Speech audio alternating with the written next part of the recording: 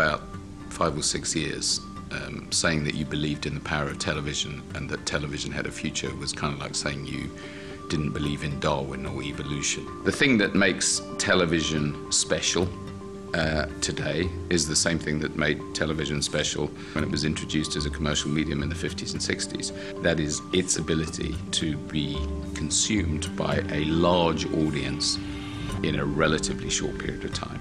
And for advertisers, what they want to do is they want to get themselves associated with something that people really care about.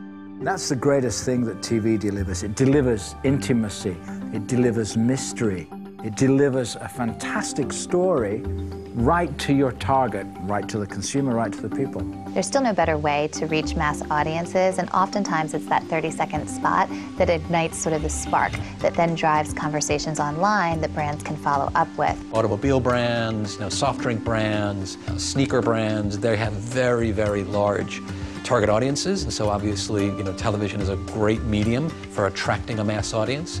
But in order to create a deeper relationship with those customers of theirs, they're going to want to take advantage of the interactivity of television to be able to create click-through opportunities. You want to find out a local store where you can find that new sneaker brand. They have the opportunity to do that. For advertisers, I really believe that prime time will remain very important, because it's the only place, as I said, those audiences can be reached in that kind of number still. In Australia, it's still the case that the highest rating television programs every night are seen by 1 million+ people. If you look at overseas, the big grand finals of shows like The X Factor have regularly got 14 million odd people.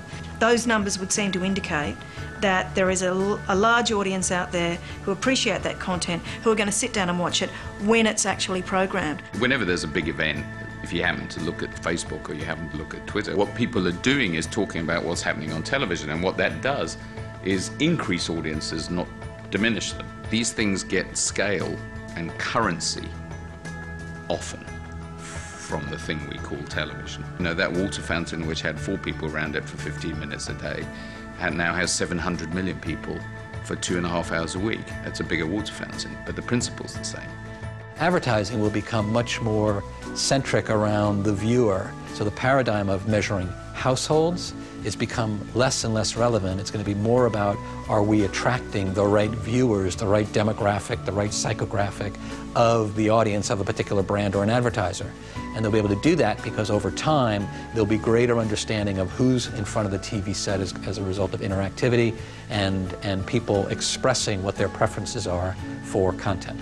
The huge opportunity for advertisers is that you're able to dissect a market or segment it and deliver bespoke communication for that particular market. So that's the holy grail for our clients. So it's not inconceivable for you to have 4 TVs in any given house and have 4 different family members watching their own content, getting messages that are tailored to them.